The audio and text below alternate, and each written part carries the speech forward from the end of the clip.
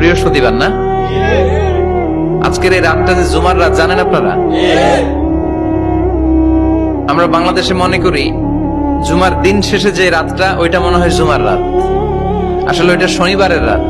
ইয়াউমুস সাবত, ইয়াউমুস সাবত, ইয়াউমুল আহাদ, ইয়াউমুল ইসনাইন, ইয়াউমুল সুলাসা, ইয়াউমুল আরবিআ, ইয়াউমুল খামিস, ইয়াউমুল জুমআ।